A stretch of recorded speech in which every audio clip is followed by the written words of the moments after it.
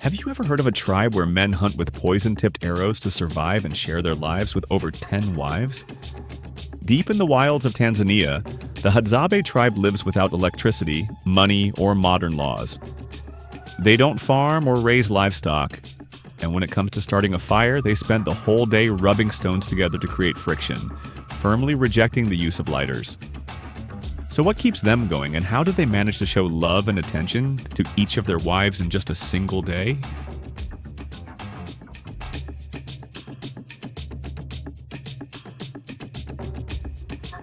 Just off the shimmering shores of Lake Eyasi is the Hadza people, one of the last true hunter-gatherer societies on Earth.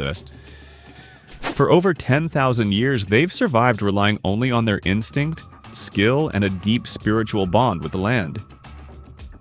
In small family bands, they pack lightly and move often, chasing water, food, and the rhythm of nature. Their homes? Nothing but lean-tos made from twigs and grass. These men are masterful predators. They stalk wild boars, small antelopes, and even birds with handcrafted arrows. But they're not alone. At their side, you'll often find loyal hunting dogs. These dogs track, flush out prey, and even corner animals. And when one of them grows too weak to keep up, the tribe doesn't abandon it. Instead, they honor it, ensuring that no life, no effort, and no resource ever goes to waste. Could you live like this for a week? No phone, no electricity, just hunting and gathering? Comment. Yes, if you could, or share your thoughts with us in the comments below. Hadza's shelters, simple domes of dry grass and bent branches, aren't built to last. Lightweight, temporary, and made by hand in just a few hours, they reflect a life that's always in motion. Why such a minimalist setup?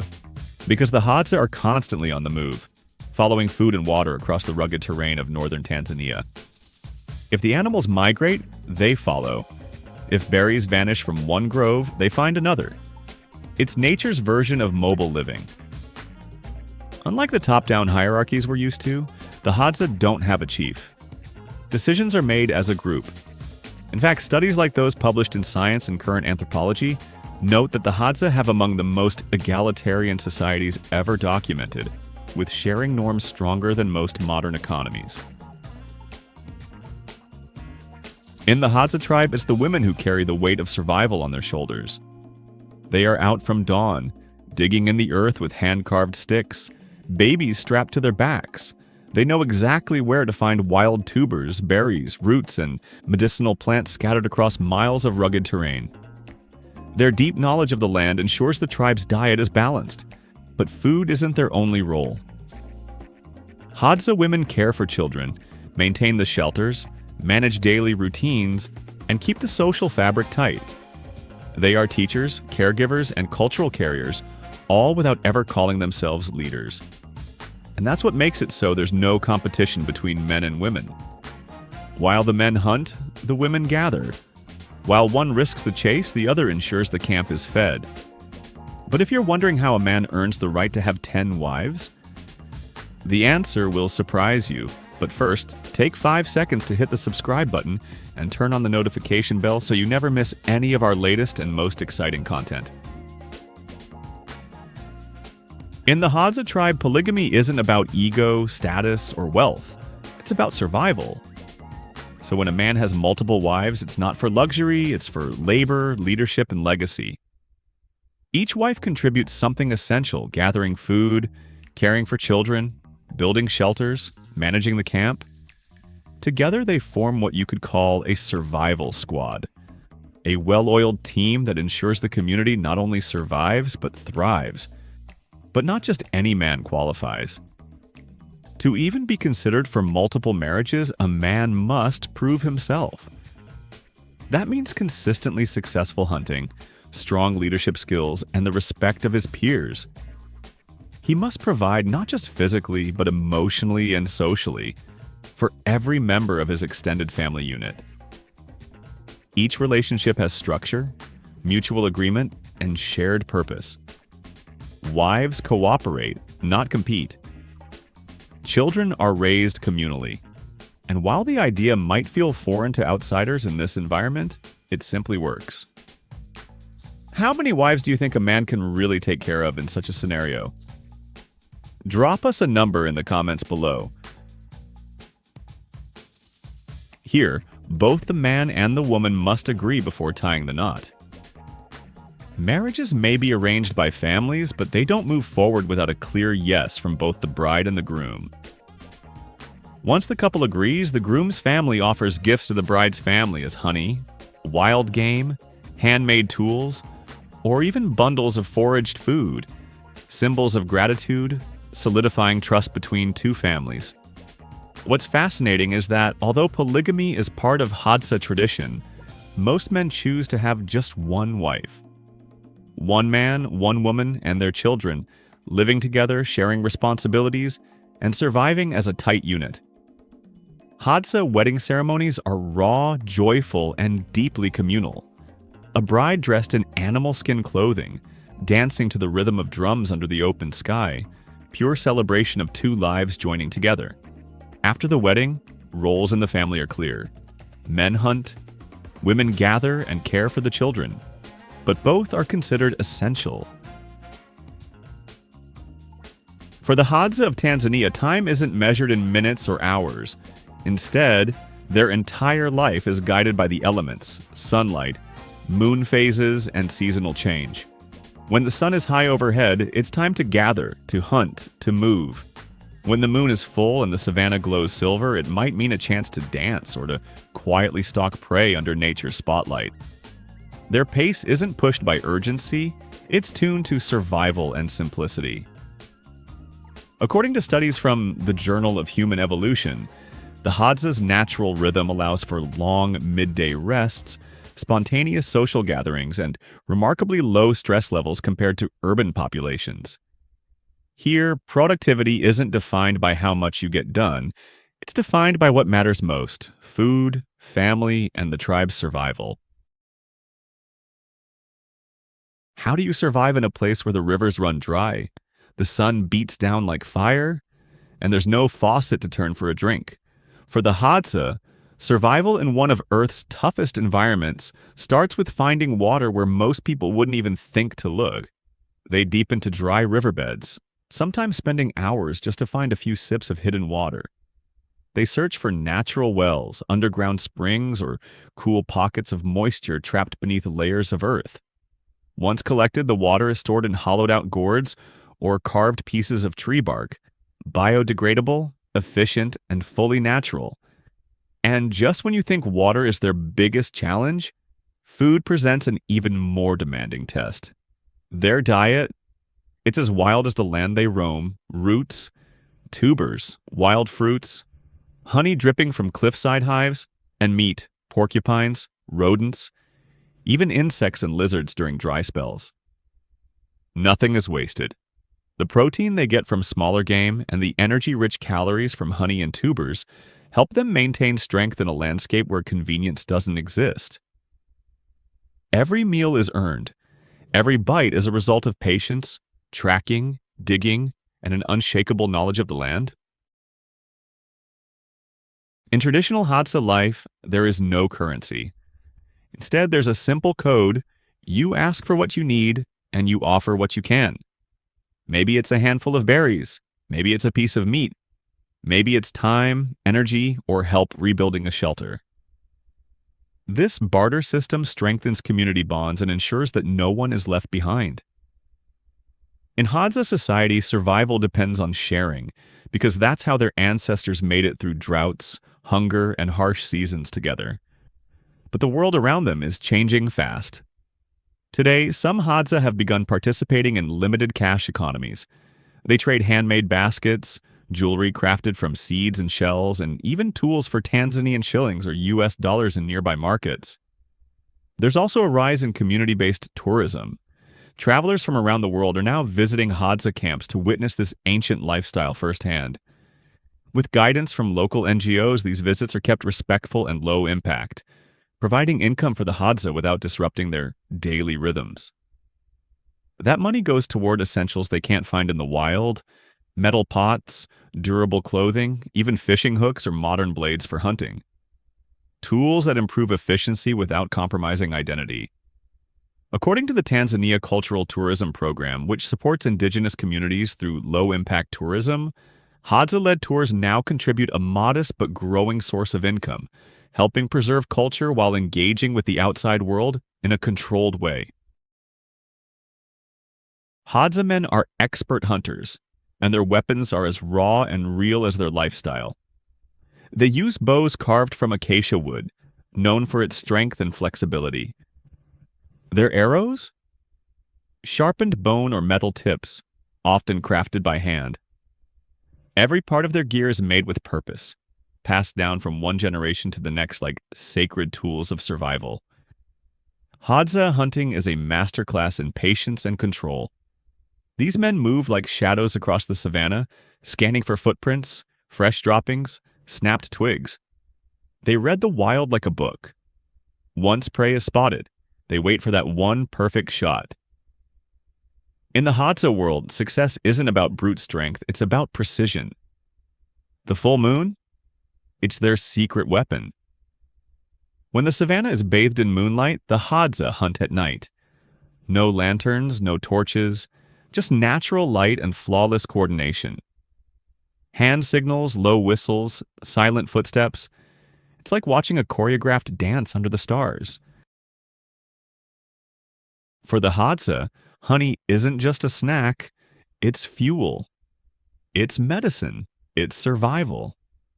During certain seasons, honey can make up to 80% of their total calorie intake. But getting to this liquid gold is no small feat. It begins with a guide bird. The greater honey guide is a wild species that has evolved a rare partnership with the Hadza. This bird flutters ahead, chirping and darting from tree to tree, leading Hadza men through the brush to hidden beehives, often high up in baobab trees where danger waits. When the hive is located, the real challenge begins.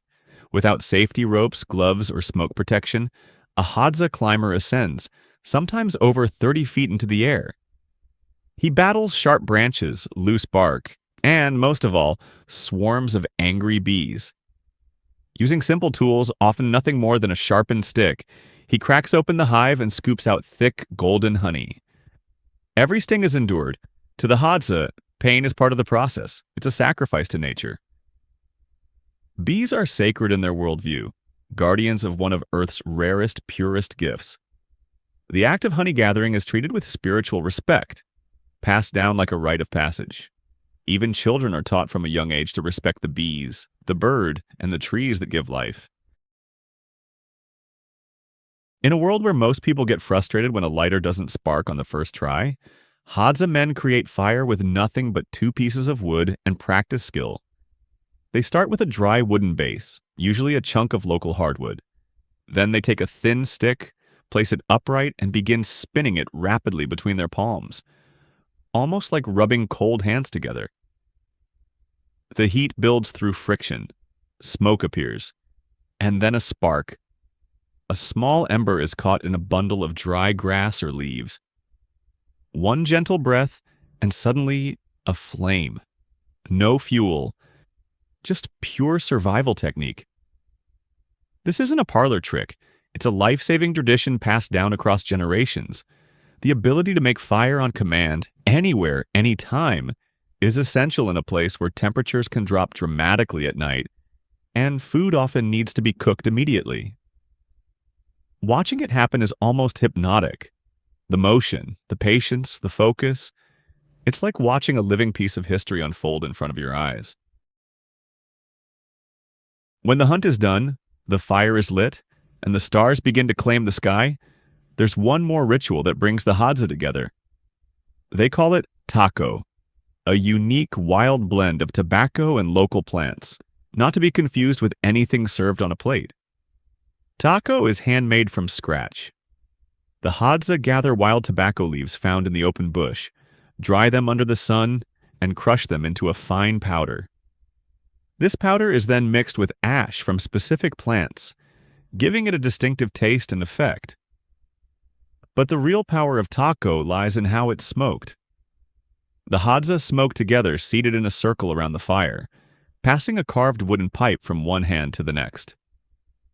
No words are needed, but stories are always welcome. Laughter flows easily. So do memories, songs, and advice. For the Hadza, smoking Tako is not just about inhaling a plant, it's about exhaling tension, deepening trust, and anchoring the group in one moment, under one sky. And the taste? Earthy, bitter, raw. But to the Hadza, that's exactly what makes it meaningful. For the Hadza, clothing isn't about labels or luxury. It's about function, identity, respect for the animal that gave its life. Their outfits are made from animal hides, often the same game they've hunted to feed their families. These skins are tanned and treated by hand, shaped into garments that offer protection from the sun, the wind, and the chill of the African nights. Men wear short, rugged skirts that give them mobility for tracking, hunting, and climbing. Women wear longer skirts, sometimes with simple shawls or capes to block out the heat or wrap their children against the cold. Look closer and you might spot a necklace, beads made from seeds, tiny shells, or bones. These aren't mass-produced. Each one is crafted by hand and often passed down. Some mark age or family. Others carry spiritual or personal meaning. What looks like a simple accessory may hold a lifetime of memory. And when the work is done, the sun dips low and the fire begins to crackle. Another layer of Hadza expression comes alive. Music and dance. Drumming begins. Feet stomp the dust. Voices rise in call and response. The collective rhythm of generations singing in unison under the stars. Young boys drum with sticks. Girls join in circles. Elders clap, hum, sway. The dances are wild, grounded, and full of life. It's how stories are told, grief is released, love is declared, and spirits are honored. Education in the Hadza tribe looks nothing like what we're used to. Instead, the land is the classroom, and every adult is a teacher. From the moment they can walk, Hadza children begin learning by watching, copying, and doing. Boys follow the men into the bush, learning how to move silently, spot game trails, craft arrows, and track animals by reading the land. By their early teens, many are already competent hunters. Girls, on the other hand, grow up alongside the women, gathering fruits, digging for tubers, identifying medicinal plants, and helping with younger siblings. They learn which plants heal, which are dangerous, and how to manage a household that moves with the seasons.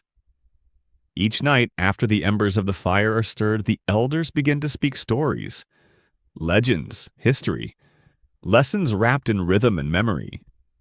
These fireside tales pass down not just knowledge, but identity, values, and the collective wisdom of a tribe that lived in sync with nature for over 10,000 years. For thousands of years, the Hadza people roamed freely, tracking game, gathering roots, and living in perfect rhythm with the land. But today, that land is disappearing. The Hadza are now facing a challenge more difficult than hunting under a full moon or climbing for honey without ropes. Their way of life is under threat. The wild spaces they depend on are rapidly being claimed. In Tanzania, large portions of Hadza ancestral land are being converted into farmland or leased for commercial use.